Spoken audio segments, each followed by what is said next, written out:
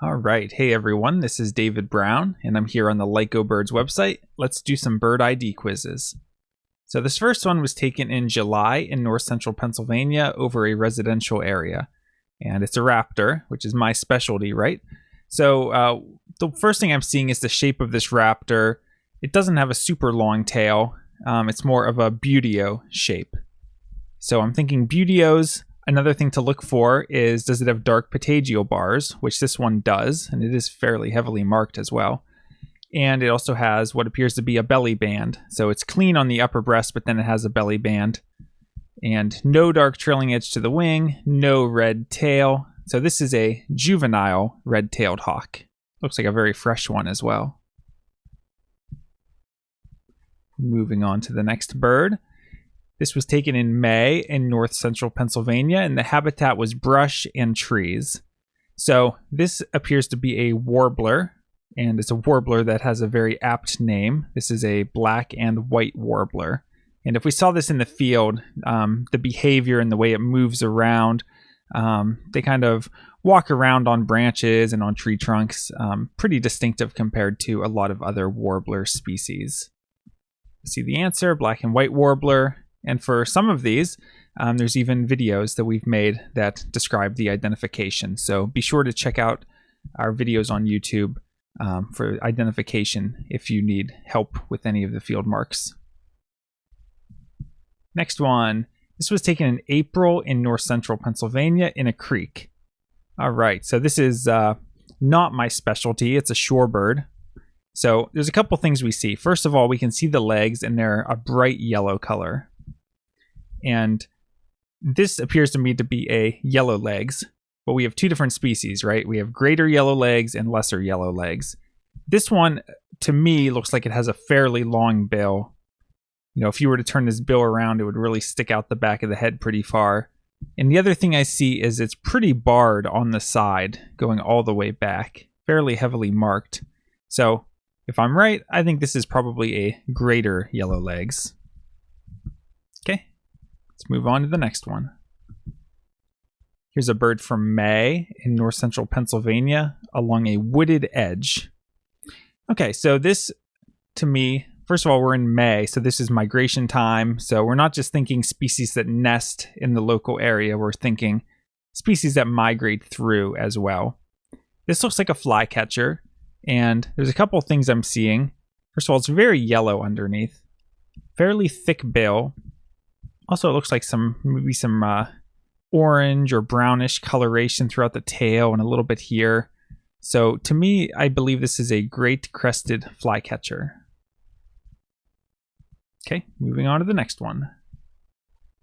So this was from September in north central Pennsylvania over a creek. So this appears to be a tern. We see kind of a reddish orangish bill. It's a very thick bill as well. It's not a thin bill. It's very thick. And a black cap on the top of the head. And the tail, can't really see it that well. It looks like a fairly short tail, though. So I think this is one of our more expected terns. We don't get a ton of terns, but probably our most common, which is the Caspian tern, which is also the largest tern in the world. It's a Caspian tern, bulky tern with large red bill and short tail.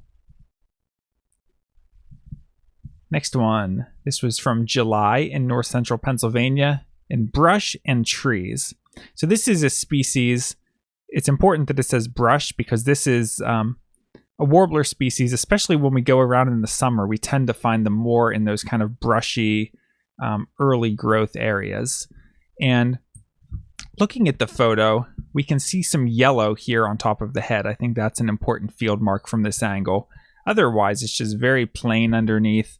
Do see it does appear to have some pretty strong wing bars as well. So this is a chestnut-sided warbler. Note the plain face with strong eye ring, the lime/yellow cap, and plain light gray underside. Drab birds can show no chestnut sides at all. So that's another thing. We see that there's no chestnut sides, but this yellow on top of the head that extends down, that's a pretty good field mark. Here's a bird from November in north central Pennsylvania and the habitat is trees. So this is something that threw me off when I first saw it, actually, but there's a couple field marks we can see. One, we see this kind of zebra striping pattern that appears to be on the back. We see that the way it's perched, it's actually using its tail to kind of prop itself up. And I also noticed there is some reddish color here in the belly area.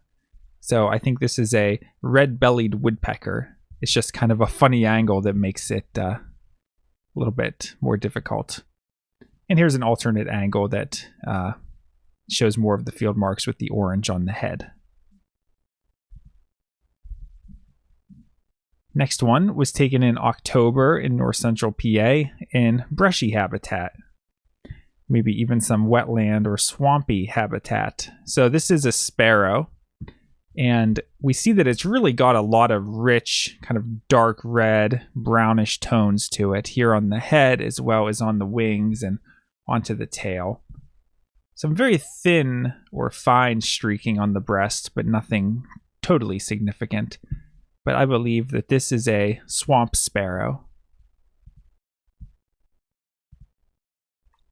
Okay, moving on. Here we have a bird from November in north central Pennsylvania at a suet feeder. I think right away most people will realize that this is either a downy woodpecker or a hairy woodpecker. They both look very similar. There's a couple things we can do to distinguish them. First of all, the red on the back of the head just indicates that it's a male, so that doesn't help us differentiate between the two species. One other thing we can look at is size. So we have a direct comparison to the suet feeder. So if you're used to seeing one or both of these species at a suet feeder, sometimes you get a sense of the size. So to me, this bird looks relatively small. And another thing is if we look at the tail, see these black dots on the white outer tail feathers. That's another good field mark for downy woodpecker. So it's a downy. To separate from hairy, notice the small bill and the black barring in the tail. And yeah, I forgot to mention the bill. Of course, it's a very small billed woodpecker compared to the much larger bill that a hairy woodpecker would have. Here's a bird from mid to late April in north central PA flying over an open area. So this is an aerial bird, so we need to start thinking swallows, swifts, those kinds of things. The one thing I noticed is this bird is all dark on the top side. This is the top, so it's completely brown on top. You can see these little pointy tail feathers. And the wings are very long and pointed, just very sort of sickle-shaped. The bird looks like a bit of a flying cigar. So this is actually a chimney swift. Here we have a photo that was taken in February in north central PA on a pond. So this is obviously some kind of duck, but which kind? So a couple things stand out. First of all, the bill looks huge. Huge bill. The head is kind of a dark color, either a black or maybe a green. And we see these rich, maybe cinnamon colored sides. So I believe that based on those things that this is a male northern shoveler, especially that bill. I mean, it just gives it away.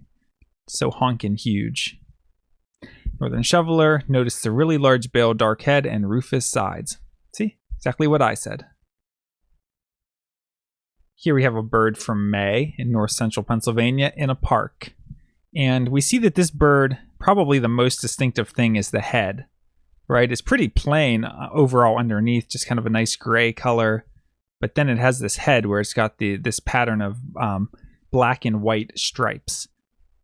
We don't really see a distinctive throat or anything. No yellow near the eye. No streaking at all. So this is a white-crowned sparrow. Fairly distinctive as far as sparrows go, with an unstreaked underside and a bold black, white, black pattern on the head. Okay, moving on to the next one. Let's do two more. So here we have some birds from late January in north central PA on a river. Okay, so these are obviously ducks, and looks like we have three of the same species. This one here is head on, so it's a little harder to really to see what the head looks like, but these two, we have a nice profile. The bills look dark, although this one might have a bit of a yellowish tip, unless that's just the reflection from the water. But we also notice the eyes. Even from this distance and quality, we can see those yellow eyes, or golden eyes, because these are common golden eyes. We don't really get Barrow's golden eyes here. I guess it's always possible, but those would have a different head shape and a yellow bill and many other things. So the expected species in this area is common goldeneye.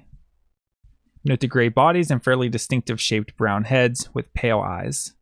And here's the last one. Here's a photo from early May in north central PA at a residential area bird feeder. And this is a species that people sometimes confuse with another feeder species. So let's first of all look at the timing. This is early May, so we're into the peak of songbird migration, or at least the beginning of the peak, as things like warblers start to arrive. And this is actually a rose-breasted grosbeak. Now, the species that people sometimes confuse it with is female purple finches.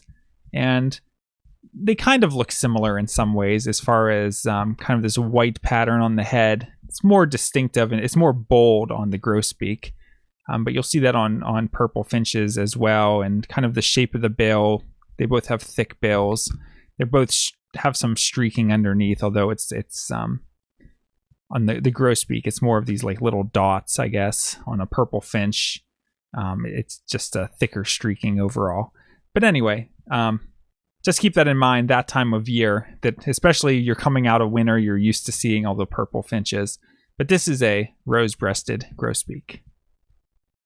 Superficially similar to a female purple finch, but these are noticeably larger with a large pinkish bill and crisper streaking on the underside that becomes basically just white at the belly. Also note the more defined white eyebrow and 2 white wing bars. And actually, let's do one more as a bonus. Here's a photo taken in December in north central PA in an area of brush and trees. So this appears to be a sparrow. We see that it's got some brown stripes on the head. The breast streaking is brown. It's not super thin, but not super thick. And we also see this bold dot in the center. And this is one of those species that I think it's kind of hard to describe the field marks, but once you get it in your head, it's fairly easy to recognize. And it reminds me of what I've heard where a beginner goes up to a more experienced birder and says, well, how do you know that that is a song sparrow? And the experienced birder says, well, because it looks like one. And really, for things like sparrow ID, a lot of it comes down to that. Like, we're not actively thinking of why it's that species, but we just know because we recognize it. We know all the options, and we know that this one matches with song sparrow. Song sparrow is always where you should start when looking at a streaked sparrow, especially in winter. In this case, the somewhat messy streaking coalescing into the central spot along the bold dark wedges in the throat area confirm that ID. Very well said, Bobby. And of course, my brother Bobby's the one who creates all of these quizzes and writes the descriptions. So good job to him for all the hard work on these. All right, that's it for today. If you're interested in more birding information and videos, you can follow us here at LycoBirds. This is David Brown. Thanks for watching.